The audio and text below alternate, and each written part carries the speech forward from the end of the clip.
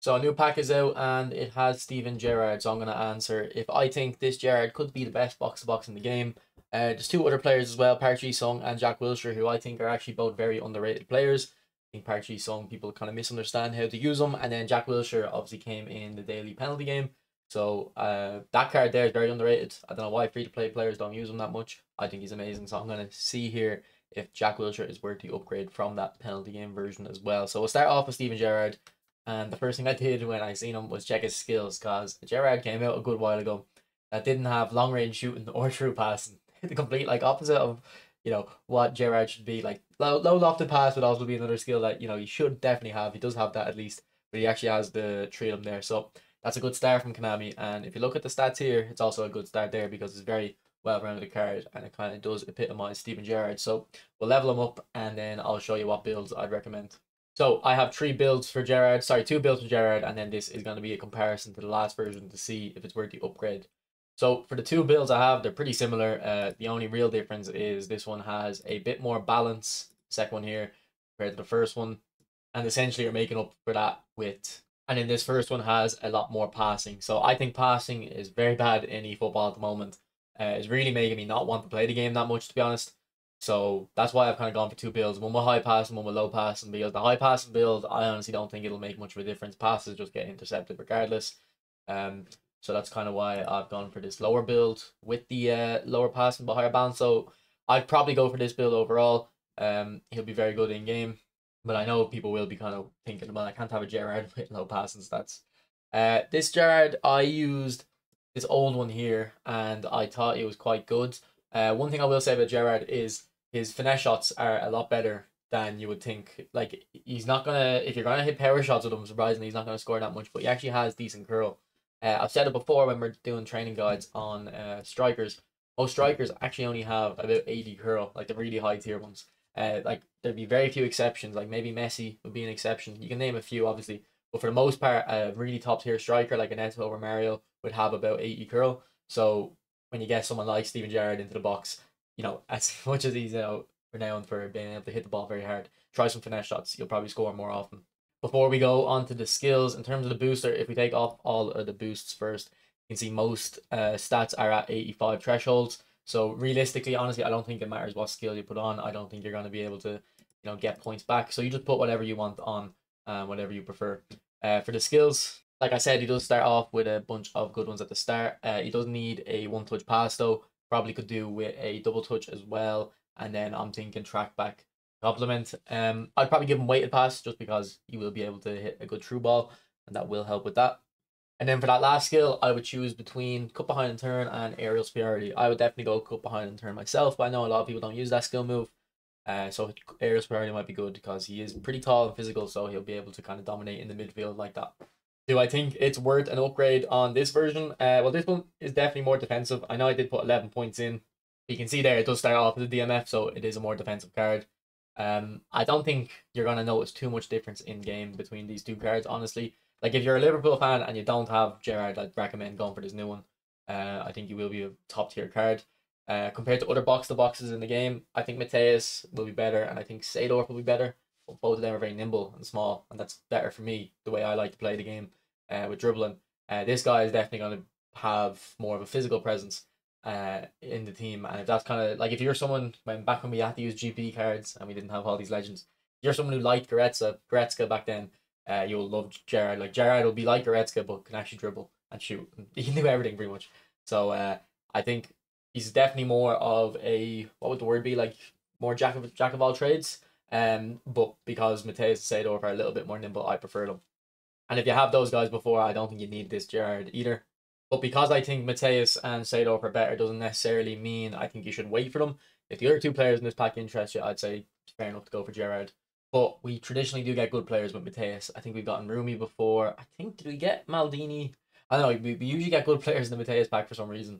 And I can't remember Seedorf exactly. Whereas definitely, based on kind of names alone, the star power of the names, Park Ji-sung and Jack Wilshere quite aren't the same. But we'll look at Park Ji-sung now. I think this guy looks very good as well. And keep in mind, he can play left mid and right mid, and he probably should be playing left mid and right mid, to be honest. This will be a great player if you play 4-4-2 and you want a workhorse. Like, usually when I play a 4-4-2, I want a workhorse winger or a 3-5-2 even on one side, and then an attacking winger on the other side. So one side is concentrated in getting up and down, and stopping the counter attack and just supporting attacks. The other side is focusing on getting goals. This guy is definitely going to be that workhorse. If we look at his build, he does have a reputation for being a workhorse, but he's actually got very good dribbling stats as well.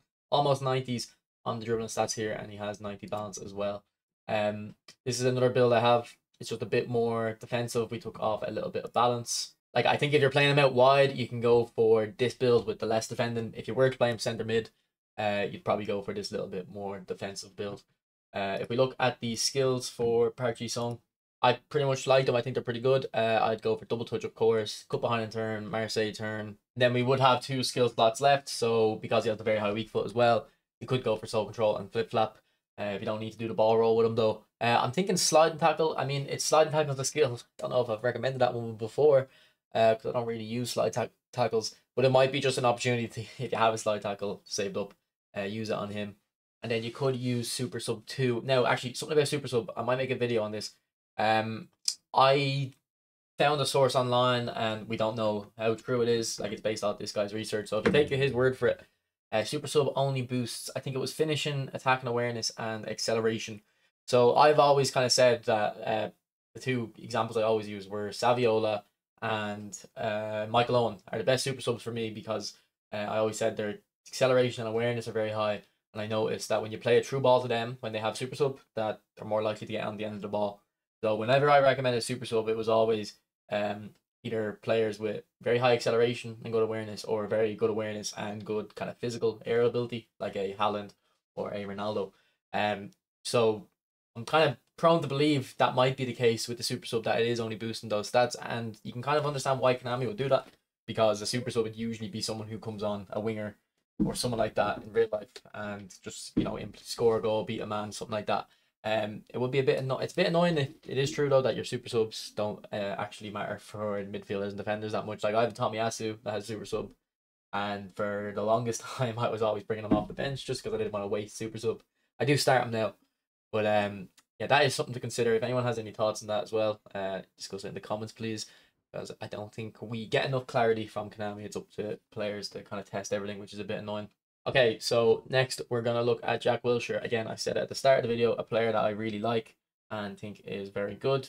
If we look at his build, well, actually, before we go on to Wilshere, it's the same story with Gerrard, because Parks, the build I recommended is mostly, we're stuck on 85s. It doesn't really matter what you kind of invest the points in. I mean, I guess you could take off a dexterity, you would get 2 points back and you could reinvest them elsewhere, but I don't think the booster matters too much on Park. Now, it does matter on Jack Wilshere. We'll look at his build now. So this first build I have here is one with higher shooting. Obviously, I haven't completed the build. There's going to be 3 points left over. And if we take off the boost for a sec, you can see that we are getting the 85 low pass, 85 in all the dribbling stats, 85 kick and power, like that. So put the boost back on. So those 3 points, we can invest it. We can't get the physical contact straight away to 70, but you can get it with a booster. So what would it be? It would be, I assume, physicality. Yeah, so physicality works. And then you can actually even take off another dexterity as well, because you're going to get your balance still comfortably in the 90s, and you can invest those points further elsewhere, maybe into defending or something. This build does have very high finishing though. I do think orchestrators with high finishing can be good. Like, they can roam into the box, and particularly with this guy, with his ability to dribble very well, he would be very good at scoring goals. Like, I actually have my Jack Wilshere here. He's got 145 games for me and 14 goals. So not like an amazing return, 1 every 10 games. But I think I did a review with him, and I was scoring more at the start with him to test him out. Once I kind of, stopped reviewing him and went back to Perlo and stuff, he'd be kind of, his role in the team changes. He's not going to be as much of an orchestrator in terms of his importance and how the team plays. It was more just, I need fresh legs on at the end, and I'm not looking to score some goals really. But then we'll look at the other build, and then I'll see if I think he is worth it compared to the penalty game version. So this is the other build. So we did take off finishing. So this one only has 71. Just for reference, the free version I had 75 finishing with lower kicking power. But 70 finishing on a centre mid is fine. My Mateus has 74 finishing, and he's got loads of goals for me. Very clutch player, very important. So I don't think 71 finishing is a problem.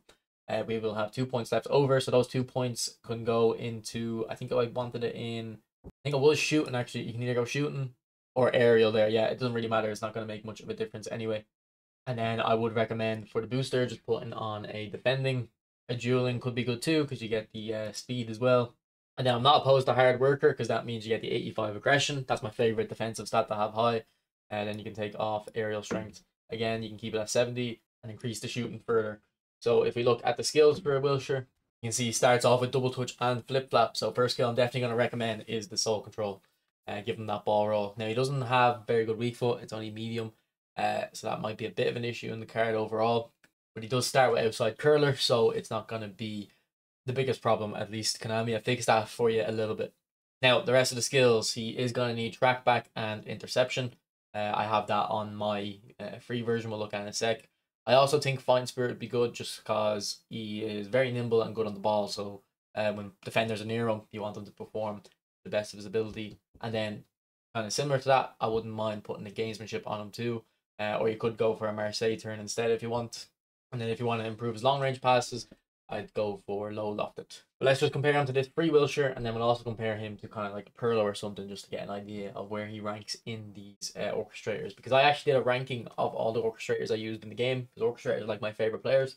And I think back then I had Perlo number 1 and Xavi number 2. And I think I had Wilshere number 3. He was definitely very high on the list anyway. And I'm always shocked. I never see people talk about how good this free Wilshere is. But this is what the free Wilshere looks like.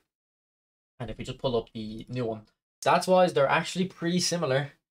But the biggest thing is this free Wilshere has a lot more aggression. And I just said a moment ago that the aggression is my favorite stat to look at when I'm looking at, the defensive stats. So ultimately, I don't think this new Wilshere is worth it at all. Like, that aggression there is very important for how likely players are to go into tackles and the kind of speed at which they do it. So really, the biggest kind of unique thing about Jack Wilshere was that aggression on an orchestrator, and they've removed it with the new version. So definitely don't think it's worth an upgrade over that. And then if you just look at Perlo, like Perlo is better finishing, better passing, and he has basically the same dribbling stats anyway. Also, I think he would have better defensive stats. Let me just pull the build up again. Nah, pretty much the same defensive stats. Like, Wilshere is going to be a better dribbler than Perlo, but it's going to be very marginal. I guess he does have a bit more pace and a bit more physical contact too, so the physical contact will help him kind of ride challenges. But Perlo does have the very high weak foot as well. So overall, yeah, I don't think this pack is really great value. Gerrard, if you're a Liverpool fan though, I would recommend, like, surely Gerrard's your favourite player, or one of them if you're a Liverpool fan. And if you don't have Gerrard, look, it's worth going for because you're a fan of the team, you should be enjoying the game. But in terms of value for money prospects, overall, I don't think it's a great pack, and I would recommend skipping it. And I think this is Konami's problem that, look, you charge the same price for every pack, and some of them are fair value, like a Mateus, Rumi pack be fair value, Vieira and Thuram, Bullet and Rijkaard, Messi and Suarez, Neymar.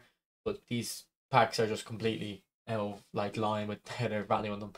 But yeah, that's the end of the video. Thanks for watching, and I'll probably be streaming later after work. Bye.